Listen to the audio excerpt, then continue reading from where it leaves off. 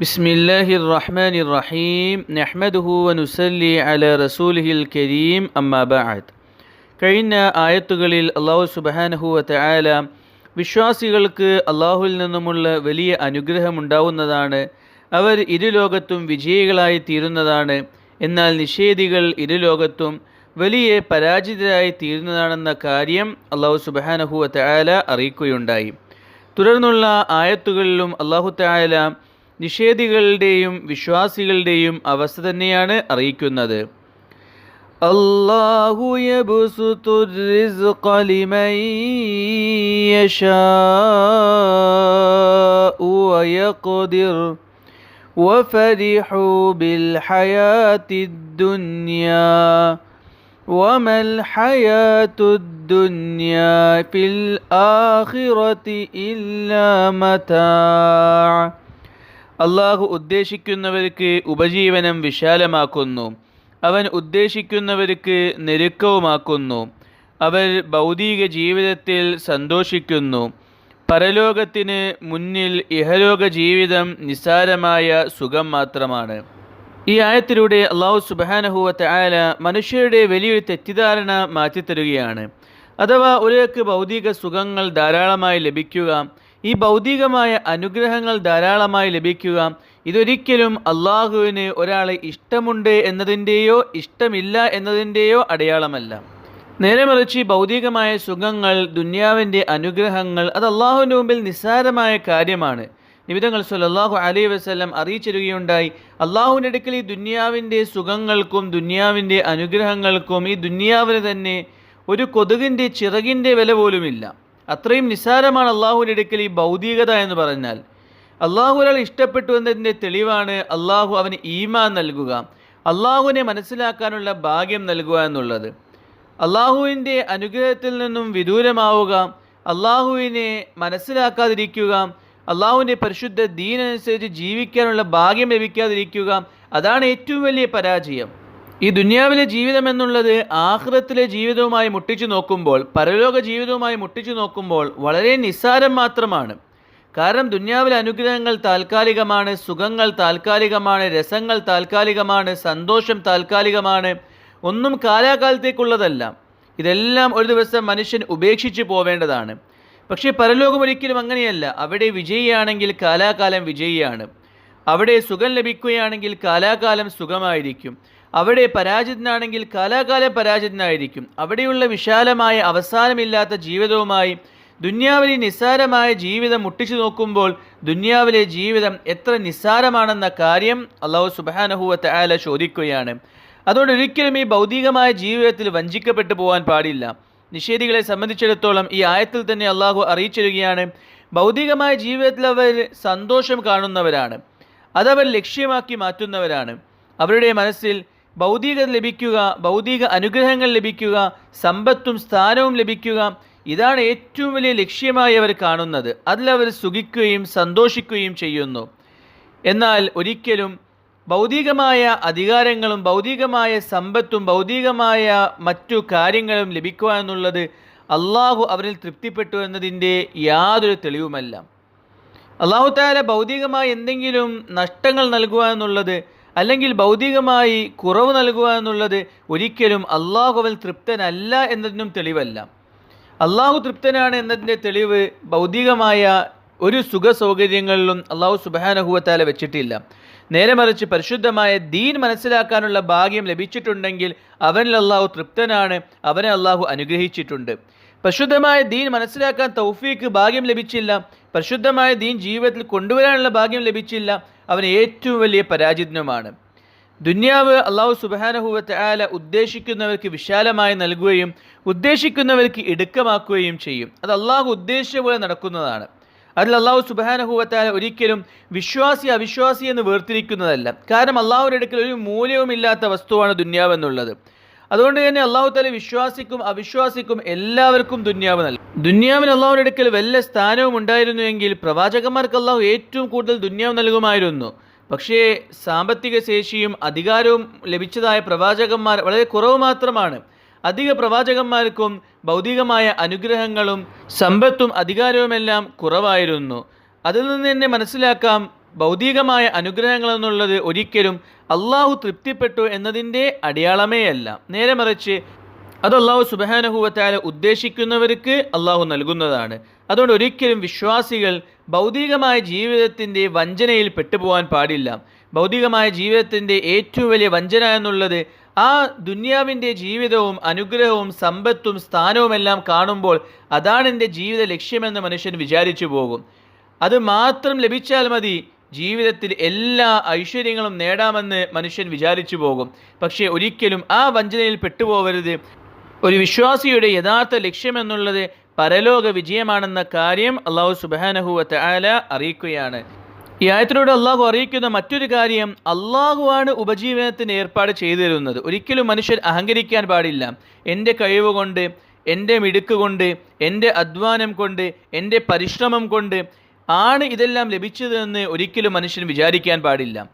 അള്ളാഹുവാണ് മനുഷ്യന് റിസ്ക്കിൻ്റെ, ഉപജീവനത്തിൻ്റെ, സമ്പത്തിൻ്റെ, അധികാരത്തിൻ്റെ ഏർപ്പാടുകൾ ചെയ്തു കൊടുക്കുന്നവൻ. മനുഷ്യൻ്റെ അധ്വാനം, മനുഷ്യൻ്റെ പ്രയത്നം, മനുഷ്യൻ്റെ പരിശ്രമം ഇതെല്ലാം കാരണങ്ങൾ മാത്രമാണ്. അതിലൂടെ കാര്യം നടത്തുന്നവൻ അള്ളാഹു സുബ്ഹാനഹു വ തആലയാണ്. പരിശ്രമം കൊണ്ടും പ്രയത്നം കൊണ്ടും ഒരു മനുഷ്യന് സമ്പത്ത് ലഭിക്കുമായിരുന്നുവെങ്കിൽ പരിശ്രമിക്കുന്ന, അധ്വാനിക്കുന്ന എല്ലാവർക്കും സമ്പത്ത് ലഭിക്കുമായിരുന്നു. രാപ്പകലില്ലാതെ അധ്വാനിക്കുന്ന ധാരാളം ആളുകളുണ്ട്. പക്ഷെ അവർക്ക് സാമ്പത്തികമായ ഉയർച്ചയുണ്ടാവുന്നില്ല, അവർക്ക് സമ്പത്ത് ധാരാളമായി ലഭിക്കുന്നില്ല. അതിൻ്റെ അർത്ഥം ഒരിക്കലും ഒരു മനുഷ്യൻ്റെ പരിശ്രമം കൊണ്ടും കഴിവ് കൊണ്ടുമല്ല അവന് സമ്പത്ത് ലഭിക്കുന്നത്. തൻ്റെ പരിശ്രമം, തൻ്റെ കഴിവ്, തൻ്റെ അധ്വാനം ഇതെല്ലാം ഒരു കാരണം മാത്രമാണ്. ആ കാരണത്തിലൂടെ മനുഷ്യന് ലക്ഷ്യം പൂർത്തീകരിച്ചു കൊടുക്കുന്നവൻ അള്ളാഹു സുബ്ഹാനഹു വ തആലയാണ്. മനുഷ്യരുടെ ഉദ്ദേശം കൊണ്ടാണ് അവർക്ക് ലാഭവും നഷ്ടവും ഉയർച്ചയും താഴ്ചയും ഉണ്ടാവുന്നതെന്നുണ്ടെങ്കിൽ ഒരിക്കലും ആർക്കും പരാജയം ഉണ്ടാവുന്നതല്ല. എല്ലാവരും തങ്ങളുടെ ഉയർച്ചക്കായി ഉദ്ദേശിക്കുന്നതും തങ്ങളുടെ ഉയർച്ചയ്ക്ക് വേണ്ട കാര്യങ്ങൾ ചെയ്യുന്നതുമാണ്. ആർക്കും നഷ്ടമുണ്ടാവുന്നതല്ല. പക്ഷേ നഷ്ടവും പരാജയവും നിയന്ത്രിക്കുന്നത് അല്ലാഹു തആലയാണ്. സാമ്പത്തിക ഉയർച്ചയും താഴ്ചയും നിയന്ത്രിക്കുന്നത് അല്ലാഹു തആലയാണ്. അതുകൊണ്ടാണ് മനുഷ്യർക്ക് ലാഭവും നഷ്ടവും മാറി മാറി വരുന്നത്. എത്ര കഴിവുള്ള ആളാണെങ്കിലും അവനും ചിലപ്പോൾ നഷ്ടങ്ങളുണ്ടാകും. എത്ര സാമ്പത്തിക സ്രോതസ്സുള്ള ആളാണെങ്കിലും അവരും ചിലപ്പോൾ പൊളിഞ്ഞു പോകും. ഇതെല്ലാം നടക്കാനുള്ള കാരണം ഈ റിസ്ക്കിൻ്റെ, ഈ ഉപജീവനത്തിൻ്റെ കാര്യങ്ങൾ നിയന്ത്രിക്കുന്നത് അല്ലാഹു സുബ്ഹാനഹു വ തആല ആയതുകൊണ്ടാണ്. അതുകൊണ്ട് ഒരിക്കലും മനുഷ്യൻ അഹങ്കരിക്കാൻ പാടില്ല.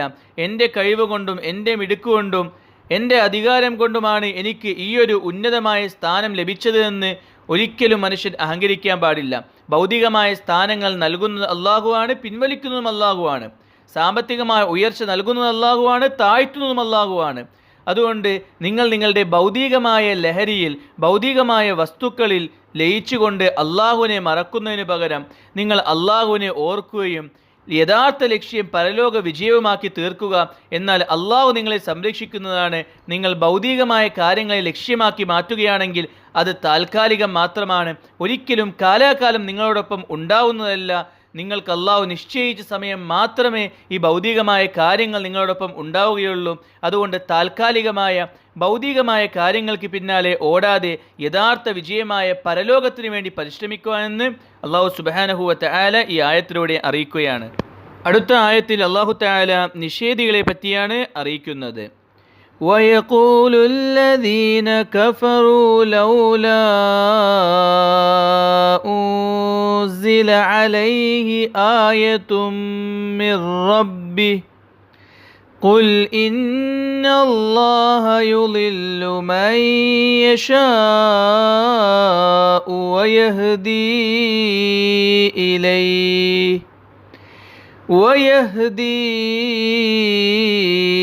ഇലൈഹി മൻ അനാബ്. നിഷേധികൾ പറയുന്നു, എന്തുകൊണ്ടാണ് അദ്ദേഹത്തിൻ്റെ മേൽ നാഥനിൽ നിന്നും ദൃഷ്ടാന്തം ഇറക്കപ്പെടാത്തത്? പറയുക, തീർച്ചയായും അള്ളാഹു ഉദ്ദേശിക്കുന്നവരെ വഴികെടുത്തുകയും അള്ളാഹുവിലേക്ക് വിനയത്തോടെ മുന്നിടുന്നവരെ സന്മാർഗത്തിലാക്കുകയും ചെയ്യുന്നു. ഈ ആയത്തിലൂടെ അള്ളാഹു സുബ്ഹാനഹു വ തആല നിഷേധികളെ പറ്റി അറിയിക്കുകയാണ്. നിഷേധികളുടെ മുമ്പിൽ എത്ര ദൃഷ്ടാന്തങ്ങൾ വന്നാലും, അള്ളാഹുവിൻ്റെ എത്ര ദൃഷ്ടാന്തങ്ങൾ അവരുടെ മുമ്പിൽ പ്രകടമായാലും അവർ ഒരിക്കലും അത് അംഗീകരിക്കുന്നതല്ല. അവർ വീണ്ടും പറയും, എന്താണ് അള്ളാഹു ദൃഷ്ടാന്തം അയക്കാത്തത്? വേറെ എന്തെങ്കിലും ദൃഷ്ടാന്തം കൊണ്ടുവരിക. വീണ്ടും വീണ്ടും അവർ ദൃഷ്ടാന്തങ്ങൾ ചോദിച്ചുകൊണ്ടേയിരിക്കും. നബി തങ്ങൾ സല്ലല്ലാഹു അലൈഹി വസല്ലം സത്യമാണെന്ന കാര്യം മക്ക മുശ്രിക്കീങ്ങൾക്ക് വ്യക്തമായി അറിയാമായിരുന്നു. യഹൂദികൾക്കും നസാറാക്കൾക്കും അറിയാമായിരുന്നു.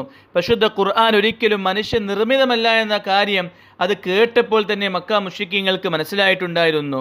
നബി തങ്ങൾ സല്ലല്ലാഹു അലൈഹി വസല്ലമക്ക് മുമ്പ് വന്ന പ്രവാചകന്മാരുടെ സമുദായങ്ങൾക്കും ആ പ്രവാചകന്മാർ ദൃഷ്ടാന്തങ്ങൾ കാണിച്ചപ്പോൾ അവർക്ക് ആ പ്രവാചകന്മാർ സത്യമാണെന്ന കാര്യം മനസ്സിലായിരുന്നു. സൂറത്ത് ഹൂദിൽ ധാരാളം പ്രവാചകന്മാരുടെ സംഭവങ്ങൾ നാം വിശദീകരിച്ച് കഴിഞ്ഞതാണ്. അപ്പോൾ എല്ലാം നാം പറഞ്ഞിരുന്നു, ആ സമുദായങ്ങൾക്ക് ഓരോ പ്രവാചകന്മാർ വരുമ്പോഴും വ്യക്തമായ ദൃഷ്ടാന്തവുമായിട്ടാണ് ആ പ്രവാചകന്മാർ വരുന്നത്. ആ ദൃഷ്ടാന്തത്തിലൂടെ തന്നെ ആ പ്രവാചകന്മാർ സത്യമാണെന്ന് അവർക്ക് മനസ്സിലാക്കാൻ സാധിക്കുന്നതാണ്. പക്ഷേ അഹങ്കാരത്താൽ അവർ ആ പ്രവാചകന്മാരെ അംഗീകരിക്കാൻ തയ്യാറായില്ല.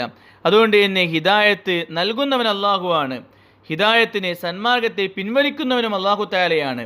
മനുഷ്യർ അള്ളാഹുവിലോട്ട് അടുക്കാൻ ആഗ്രഹിക്കുമ്പോൾ, അള്ളാഹുവിനെ മനസ്സിലാക്കാൻ ആഗ്രഹിക്കുമ്പോൾ, അള്ളാഹുവിൻ്റെ സത്യദീനിനെ ജീവിതത്തിൽ കൊണ്ടുവരാൻ താല്പര്യം കാണിക്കുമ്പോൾ അവരുടെ മുമ്പിൽ അള്ളാഹു തആല സന്മാർഗത്തിൻ്റെ കവാടങ്ങൾ തുറന്നു കൊടുക്കും. താല്പര്യമില്ലാത്ത അവസ്ഥയുണ്ടാകുമ്പോൾ പ്രവാചകന്മാരെ അഹങ്കാരത്തോടുകൂടി ധിക്കരിക്കുകയും സത്യം മനസ്സിലായിട്ടും അഹങ്കാരം കാരണത്താൽ അംഗീകരിക്കാതിരിക്കുകയും ചെയ്യുന്ന അവസ്ഥയുണ്ടാകുമ്പോൾ അവരുടെ മുമ്പിൽ സന്മാർഗത്തിൻ്റെ കവാടങ്ങൾ കൊട്ടിയടക്കപ്പെടുന്നതും എത്ര വലിയ ദൃഷ്ടാന്തങ്ങൾ കണ്ടാലും സന്മാർഗം സ്വീകരിക്കാൻ പറ്റാത്ത രീതിയിൽ ഹൃദയത്തെ അള്ളാഹു കഠിനമാക്കുന്നതുമാണെന്ന കാര്യം ഈ ആയത്തിലൂടെ അള്ളാഹു സുബ്ഹാനഹു വ തആല അറിയിക്കുകയാണ്. അതുകൊണ്ട് എപ്പോഴും നന്മയിലോട്ട് ആഗ്രഹം വേണം. നന്മ ചെയ്യാൻ പറ്റിയാലും ഇല്ലെങ്കിലും നന്മ ചെയ്യണമെന്ന താല്പര്യവും ആഗ്രഹവും വേണം. അള്ളാഹുവിൻ്റെ ദീനിനെ എപ്പോഴും സ്നേഹിക്കണം. അത് ജീവിതത്തിൽ കൊണ്ടുവരാനുള്ള പ്രതീക്ഷയുണ്ടാവണം. അങ്ങനെയുണ്ടെങ്കിൽ തന്നെ അള്ളാഹു സുബ്ഹാനഹു വ തആല അവരുടെ മുമ്പിൽ സന്മാർഗത്തിൻ്റെ കവാടങ്ങൾ തുറന്നു കൊടുക്കുന്നതാണ്. അവർക്ക് അള്ളാഹു തആല ദീനനുസരിച്ച് ജീവിക്കാനുള്ള ഭാഗ്യം നൽകുന്നതാണ്. എന്നാൽ അഹങ്കാരത്തോടു കൂടി തങ്ങളുടെ തെറ്റുകളെ ന്യായീകരിക്കുകയും ദീനിനെ എതിർക്കുകയും ദീനൊന്നും ആവശ്യമില്ല എന്ന രീതിയിലുള്ള സംസാരങ്ങൾ സംസാരിക്കുകയും ചെയ്യുകയാണെങ്കിൽ അവരുടെ അഹങ്കാരവും ധിക്കാരവും കാരണത്താൽ അവരുടെ മുമ്പിൽ സന്മാർഗത്തിൻ്റെ കവാടങ്ങൾ അള്ളാഹു അടക്കുന്നതാണെന്ന കാര്യം ഈ ആയത്തിലൂടെ അള്ളാഹു അറിയിക്കുന്നു. അള്ളാഹു സുബ്ഹാനഹു വ തആല പരിശുദ്ധ ഖുർആൻ മനസ്സിലാക്കാൻ തൗഫീഖ് നൽകുമാറാകട്ടെ. വാഖിറു ദഅവാന അനിൽ ഹംദുലില്ലാഹി റബ്ബിൽ ആലമീൻ.